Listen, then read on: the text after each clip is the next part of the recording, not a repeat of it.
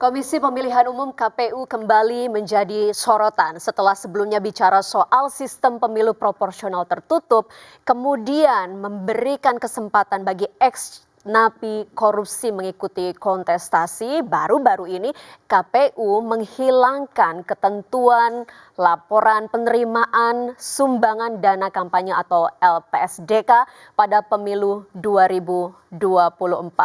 Lalu sebetulnya apa yang menjadi alasan kuat KPU? Padahal LPDSK ini merupakan instrumen penting yang bisa digunakan untuk publik, untuk bisa turut memantau serta mengawasi akuntabilitas dari para peserta pemilu.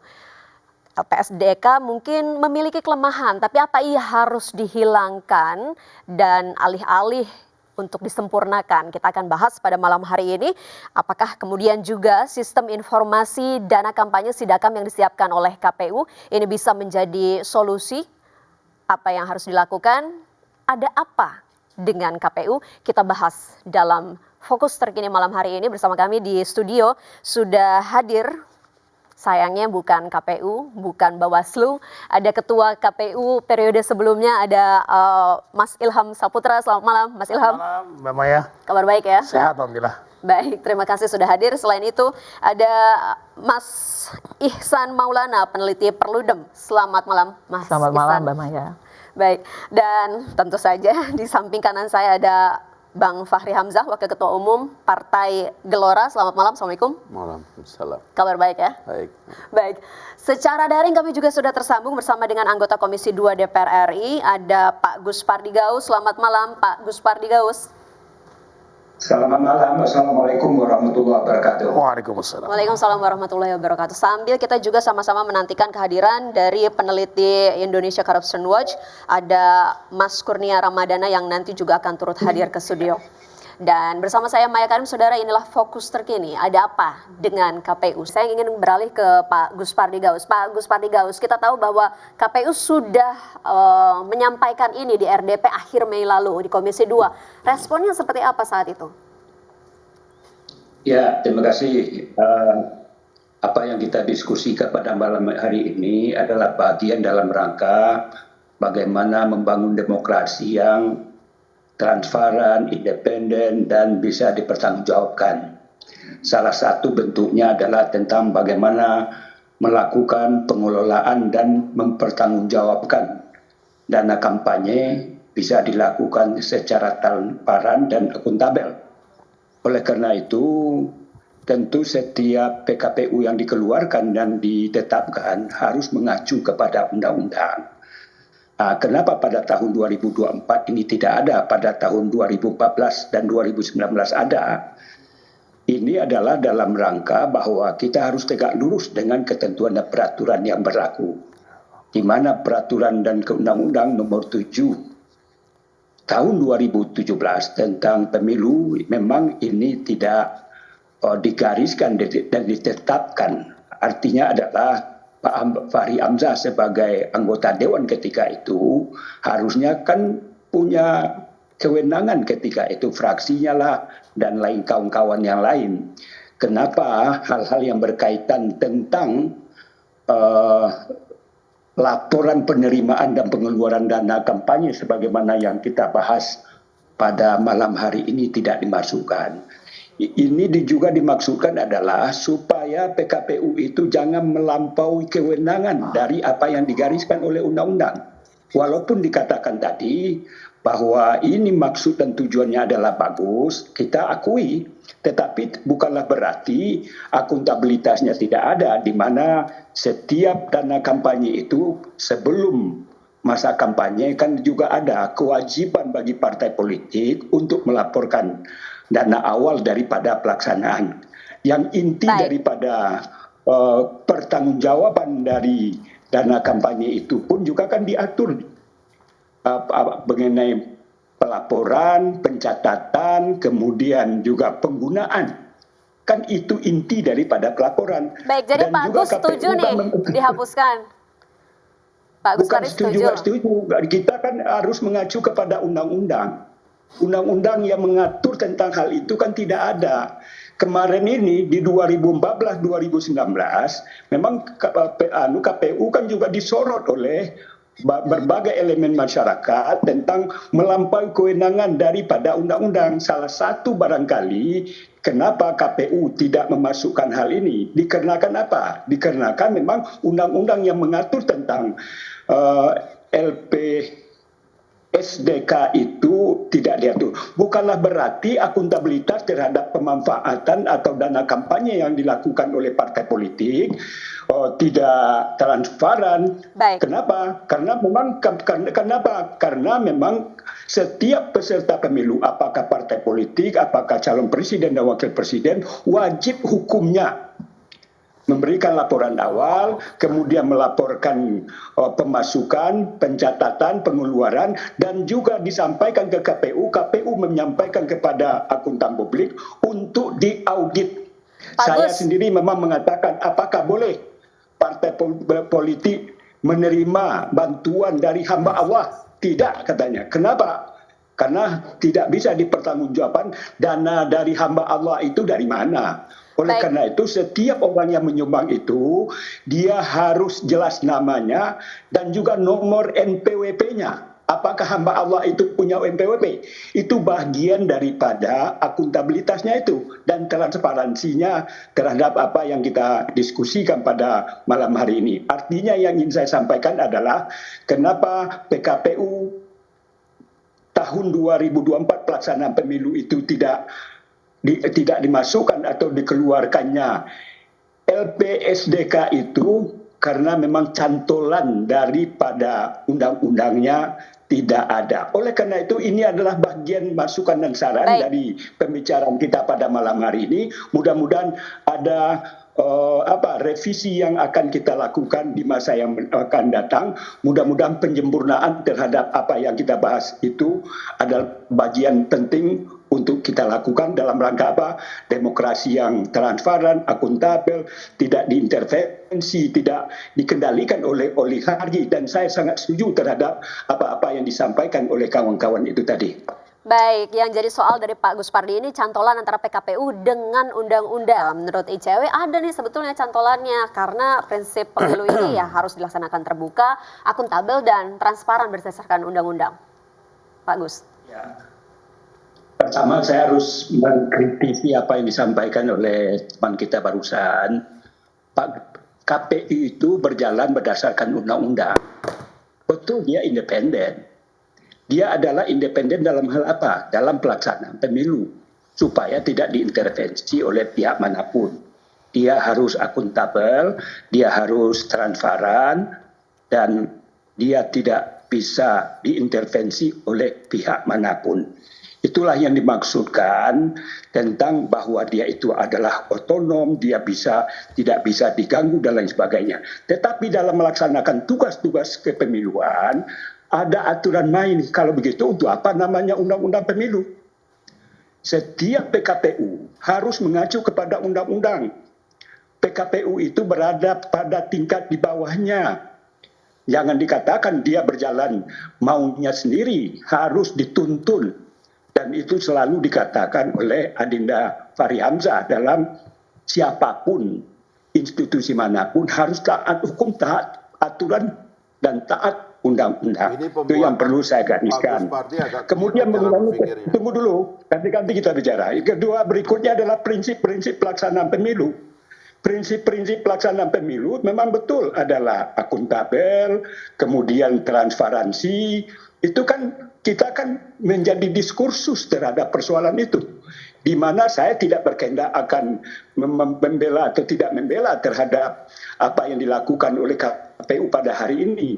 Bahwa dia tidak memasukkan tentang apa yang kita bahas pada malam hari ini tentang laporan penerimaan sumbangan dana kampanye itu. Tetapi mereka menyampaikan kepada kami bahwa pertamanya kita melakukan konseling, tidak ada intervensi dari partai politik manapun terhadap PKPU yang dikeluarkan oleh KPU itu sendiri. Kami sebagai lembaga yang diwajibkan oleh pemerintah untuk mengkonsultasikan. Setiap PKPU harus dikonsultasikan kepada DPR. Dalam hal ini adalah Komisi 2. Tentu kita mengkritisi, mempertanyakan, dan juga mempertajam terhadap apa-apa yang menjadi konsep dari apa yang disampaikan oleh KPU. Terhadap pertanyaan-pertanyaan tadi itu adalah juga sama pertanyaan-pertanyaan yang kami ajukan ketika melakukan RDP dengan KPU.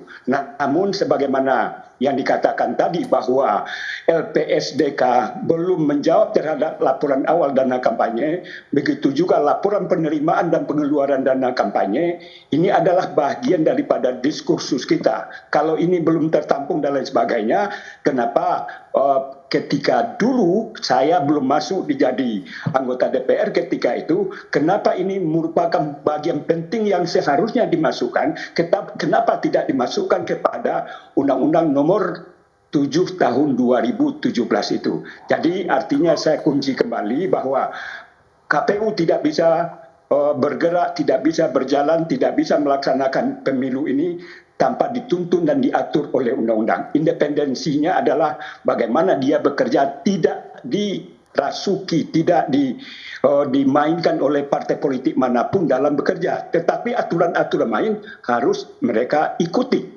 Barangkali demikian. Terima kasih. Tadi Pak Gus Pardigaus menyatakan bahwa tidak ada kok intervensi dari partai politik. Berarti ini murni datang langsung ujuk-ujuk gitu dari KPU. Lalu bagaimana tanggapan Pak Gus Pardigaus soal ini?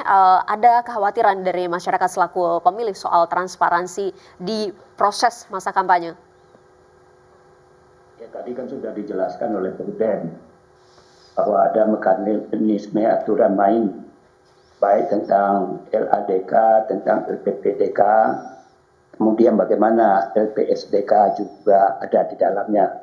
Itu adalah bagian daripada untuk bagaimana pemanfaatan pelaporan dana kampanye ini bisa dilakukan transparan, akuntabel, dan lain sebagainya. Nah, oleh karena itu kita sekarang ini kan berdiskusi, berbincang bahwa ada kelemahan daripada laporan dana kampanye. Salah satu bentuknya adalah tentang yang disampaikan bahwa perlu dan penting adanya LPSDK. Tentu ada ranah hukum yang bisa dilakukan oleh elemen masyarakat. Saya meminta kepada kawan-kawan kalau memang ini dianggap memang sesuatu yang penting, kenapa tidak kita lakukan uji materi terhadap persoalan ini kepada Mahkamah Agung. Itu saran saya. Dan saya tentu tidak dalam tataran membela KPU dalam persoalan ini. Sebagaimana yang dikatakan oleh Pak Ilham tadi, apa yang beliau sampaikan bahwa tugas fungsi wewenang KPU itu apa, dan DPR sebagai mitra dari Komisi 2 tentang penyelenggaraan pemilu itu, apa yang pernah beliau lakukan jelas itu kan, bahwa peran di DPR pada hari ini berkaitan terhadap PKPU itu hanya bersifat konsultatif. Garisan-garisan, aturan-aturan selagi tidak bertentangan dengan undang-undang tentu harus bisa diakomodir terhadap persoalan itu. Nah, oleh karena itu ya kita bagaimanapun ini tetap diskursus ini adalah sesuatu membangun diri kita, membangun demokrasi ini, bagaimana transparan dan kekhawatiran terhadap adanya oligarki yang bermain, adanya uang yang tidak jelas dan lain sebagainya. Kalau memang ini adalah bagian penting yang tidak bisa kita biarkan, tentu saya berharap kepada kita semua, karena ada ranah undang-undang yang mengatur bahwa setiap keputusan yang diambil oleh DPR, apakah bentuknya undang-undang, begitu juga PKPU, undang-undang yang berada di bawahnya, itu masyarakat diberikan ranah untuk melakukan judicial review. Kalau undang-undang tentu kepada Mahkamah Konstitusi, sedangkan undang-undang yang di bawahnya, peraturan yang ada di bawahnya, salah satu di antaranya itu adalah PKPU, ya sah-sah saja kita melakukan uji materi atau judicial review kepada Mahkamah Agung. Tentu inilah yang bisa kita lakukan sehingga kita tidak berada pada titik yang tidak bergerak dalam upaya membangun demokrasi yang transparan, akuntabel, kemudian kekhawatiran terhadap dana yang tidak jelas, siluman dan sebagainya, itu adalah juga bagian yang juga saya khawatirkan. Intinya adalah saya setuju bahwa akuntabilitas terhadap penggunaan dana oleh partai politik manapun peserta pemilu, apakah caleg dan lain sebagainya, saya sudah 5 periode ikut dalam kancah ini, insya Allah secara pribadi tidak ada sumbangan satupun dari luar kecuali dana dari saya sendiri. Barangkali demikian, terima kasih. Baik, tadi sarannya ke MA atau ke MK begitu. Baik, balik lagi ke Pak Gaus. Pak Gaus, selama beberapa tahun terakhir ini kalau memang merasa LPDSDK ini penting begitu, kenapa kemudian tidak dikuatkan, diatur dalam undang-undang? Pertama, saya perlu mengklarifikasi, Pak, saya di DPRD di provinsi itu 3 periode. Di DPR RI ini baru 1 periode. Tentu yang punya beban moral terhadap persoalan ini tentu orang-orang sebelum periode saya, yaitu 2019 ke bawah. Nah, apa yang disampaikan kita sekarang ini kan memang berdiskusi, berdialog, mempertajam terhadap persoalan-persoalan yang kita bahas. Kenapa? Kita pembicaraannya kan berbelit-belit ke situ-situ juga. Secara akademis, saya juga mantan akademisi yang berkaitan dalam persoalan ini. Yang jadi dipertanyakan itu kan tentang LPSDK tidak ada di dalam PKPU. Sebagaimana yang dikatakan oleh Pak Ilham, bagaimana beliau berapi-api juga menyatakan ketika saya sebagai anggota KPU, ini yang saya lakukan. Saya mengabaikan apa yang diusuarakan oleh DPR. Karena apa? Sifat dari DPR itu hanya kan konsultatif. Baik kita terima atau tidak. Jadi saya jangan salah paham terhadap eksistensi dan kewenangan DPR dalam persoalan ini. Jadi mata pisaunya itu jangan diarahkan ke DPR. Dan saya katakan saya adalah orang partai. Tidak ada titipan-titipan ke DPR tentang persoalan itu kepada KPU. Persoalan lain adalah apakah KPU itu bermain dengan yang lain, itu urusan tentu dipertanyakan kepada yang bersangkutan. Oleh karena itu kata saya tadi, kita kan jangan berputar-putar, tentu harus ada solusi. Baik. Sekarang ini maukah KPU untuk melakukan revisi terhadap PKPU? Kalau dia tidak mau, tentu ada jalan lain. Jadi jangan tersumbat itu saluran aspirasi yang kita bahas. Ada undang-undang yang menjamin kepada siapapun anak bangsa. Di mana kalau ada undang-undang yang dibuat oleh pemerintah bersama DPR atau PKPU yang dibuat oleh KPU yang dikonsultasikan, ini perlu saya tegaskan. Tadi Pak Ilham sangat tegas menyatakan di mana eksistensi dari KPU dalam membuat PKPU itu sendiri. Nah, kalau memang dalam perdebatan diskusi kita pada hari ini, bahwa ini dirasa penting, KPU tidak mau melakukan revisi, tentu ranah berikutnya adalah, itu yang saya sampaikan. Baik. Yaitu melakukan materi. Itu jalan kita dalam berdiskusi tentu harus ada. Apa permasalahan? Apa yang kita berbincangkan? Ada nggak solusi atau tidak? Jangan kita berdebat pada koridor yang itu ke itu saja. Jadi bukan hanya mempertontonkan kita berdiskusi ini adalah hebat dan lain sebagainya. Tujuan daripada diskusi ini apa? Supaya transparansi, akuntabilitas, dana yang dikelola oleh partai politik atau peserta pemilu ini betul-betul sebagaimana yang dikatakan dan kita diskusikan pada malam hari ini. Baik, Pak Gaus, mata kita fokus jadinya ke Pak Gaus karena mohon maaf nih, KPU udah kita undang tapi malam hari ini tidak ada yang bisa hadir pada kesempatan kali ini. Jadi fokusnya ke Pak Gaus nih kali ini, jadi bintangnya pada malam hari ini. Baik. Saya pun kan ditodong. Saya pun juga ditodong bahwa yang diminta untuk menjadi narasumber dari DPR Komisi 2 bukanlah saya. Saya sedang berada di Papua dan sedang berdialog dengan para masyarakat. Saya keluar ketika saya ditelepon. Begitu penting saya menyatakan ikut berpartisipasi bagaimana ke depan ini KPU itu bisa menyelenggarakan pemilu yang akuntabel, terutama berkaitan dengan dana-dana yang dikhawatirkan oleh Adinda Fahri Hamzah itu bagian penting yang saya sangat setuju apa yang beliau sampaikan. Baik. Terima kasih. Pak Gaus, soal tadi ada beberapa harapan yang disampaikan teman-teman selaku publik, selaku masyarakat, termasuk juga dari partai politik. Kapan waktu terdekat akan kembali RDP dengan KPU dan apakah ini juga akan disampaikan begitu suara-suara ini? Ya, terima kasih. Tentu diskusi ini sangat bermakna dan berarti dalam membangun demokrasi dan membangun akuntabilitas dan juga dalam rangka untuk bagaimana manajemen dana kampanye ini betul-betul transparan dan akuntabel. Masukan dan saran yang disampaikan yang ditujukan kepada KPU tentu saya akan menyampaikan kepada KPU sebagai orang yang punya otoritas terhadap hal itu. Sebagaimana juga saya katakan, manakala suara-suara kita yang berdiskusi pada malam hari ini dan ditonton oleh seluruh masyarakat yang ada dimanapun berada, tentu mereka juga menginginkan apa yang sedang kita bicarakan.